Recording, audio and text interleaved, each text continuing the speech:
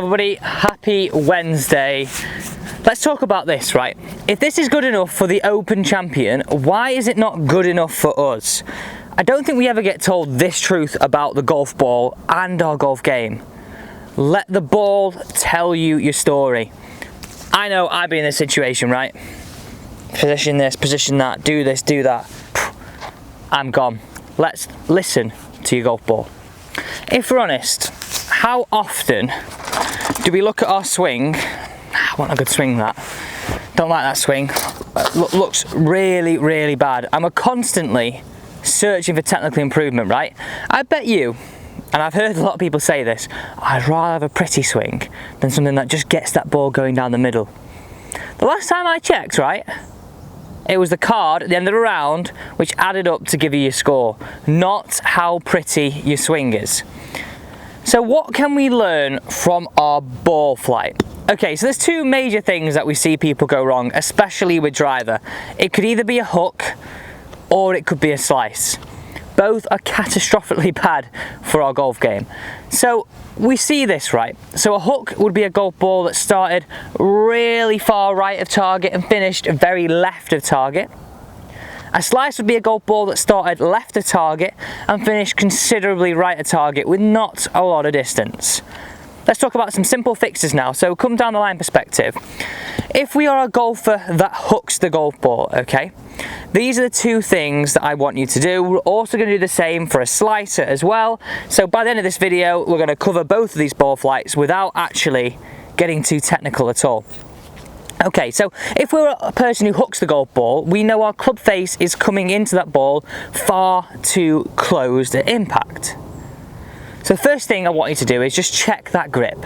One, let's make sure it's in the fingers, but instead of seeing what majority of hookers of the golf ball where we see sort of 3 to 4 knuckles, let's make sure we only see 2. If you can only see 2 knuckles, this is going to give us a much better chance of bringing a squarer club face at impact. So I'm just making sure that my thumb is sitting just on this right hand side of the shaft as I look at it, not really over on this underneath part of the shaft, causing us to sort of get in this aspect. And if you look at this right now, look how easy it is for me to close that face. Whereas if we get it to 2 knuckles, I can still close the face into impact, but not to the same degree, so therefore that club face won't be as closed. I honestly believe some simple adjustments, listening to your ball flight, is absolutely key. I think a lot of us would just stand it, try and get this, try and get that. Let's look what ball flight's happening. There's an important point at the end of this as well. So that's the first thing. If we are a golfer who is hooking the golf ball, let's check our grip. The second thing I want you to do is I want you to pick out a divot in front of you. Now, there's plenty on this tee because this is a hole where you can hit iron off the tee, so there's plenty. But I'm going to choose this one right in front of my golf ball. Okay, this one right here. What I want you to do by using this divot is imagine now with a slightly weaker grip, we're going to swing over the divot. That's going to stop us swinging too far to the right with a closed face, help us swing a little bit more to target with a little bit more of a neutral face, which should bring down that curvature dramatically. So from down the line perspective, have a look at this. If you think we're going to show where we've gone from, so really quite a strong grip, this direction over the divot to the right of the divot, whereas now we're going to get a little bit more of a neutral grip and swing more over that divot. Key things, listen to your ball flight. That tells you your story. Colin Morikawa, Open champion, does this. How much against the trend is not using a TrackMan, not using a flight scope, not using a GC quad? It couldn't be further from it.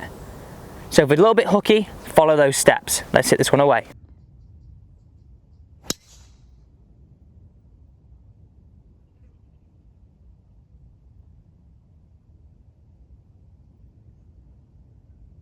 So we know it's that ball flight. You don't need me to tell you this, but it's weak, it's high, it's right. It's like this one on the side of the screen now.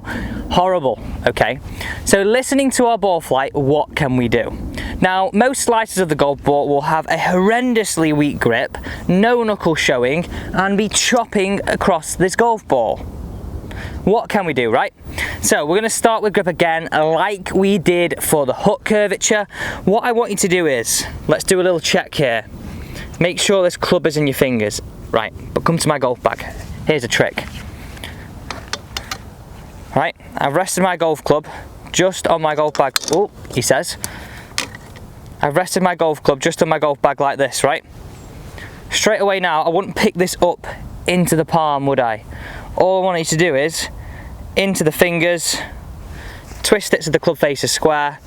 Perfect. Now I want you to feel as though you've got 2.5 knuckles showing on your glove hand. This crease points somewhere into my right shoulder. Okay?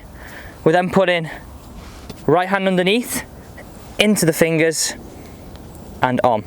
Now the important point here is just make sure that you're feeling as though the grip is a little bit more on the right side of this golf club than the left side of this golf club, okay? And that's with both hands. So I mentioned this divot before, didn't I? And this is where I think a lot of you will get that bit of a bingo moment, right? We know slicers, we played with this move, right? We're gonna feel like we make a swing now which is really right of the divot, and we actually let these hands roll, because this is simply just the opposite to what you're doing to slice it. We have to go to those polar opposites. So come down the line now and just watch me, and I really want to encourage you to just, even if you've not got a club right now, you're at work, you're at home, wherever you are, just stand here and be like, right, okay. Right, bit more of this, not this. You know what, that could really sort my driving out. I mean, I always do this in front of my missus and she's looking at me like, what are you doing? Can anybody relate? Okay, so out on the golf course now, we're gonna get it a little bit stronger. Right hand underneath, feel this, feel this. Have a few practice swings. We can now walk into the shot, and I guarantee you won't do it to the extent of your practice swing, but if you find that middle ground between bad and what we want, we're going to hit it just that little bit straighter.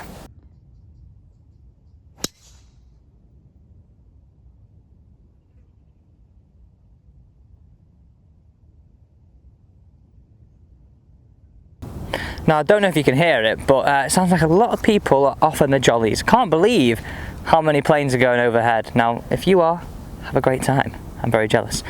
So I mentioned at the start of this video, it's all about listening to our ball flight, and we're not really told that. So, how can this really help you out on the golf course? Listen, you've got to feel like, right, okay, some days we feel that we hit it a bit straighter than others, right? Okay, so we've got to listen to our ball flight and the fact that if we're horrendously hooking it or horrendously slicing it, and we don't know what to do about it, we keep feeling different positions, listen to your ball flight, understand that if we're slicing it, our grip's probably a little bit weak and our face is open. If we're hooking it, our grip's probably got a little bit strong and our face is too closed. Use these simple steps and actually improve your ball flight, and listen to your ball flight. Other points just to briefly mention before we end today's video. And this is sort of more on chipping than anything. I know it's about driver this video, most of you are bothered about this, but I really think it can help you. If we're a golfer that is sort of digging in, and this sort of stabbing with the wedge is horrible, isn't it? Speaking of playing, all I want you to do is listen to your ball flight. It's probably coming out a bit low and a bit fiery. Put that ball more in the middle and feel as though you're brushing the back edge of the ground, so this area of your wedge with the ground. Listen to your ball flight. Slicey, hooky, fat, thin. Use these tips to really help you improve. Thank you so much for watching today's video. I really do hope you've enjoyed it. I can't wait for the weekend. I'm playing some golf and I'm at Carnoustie next week. Thank you for watching.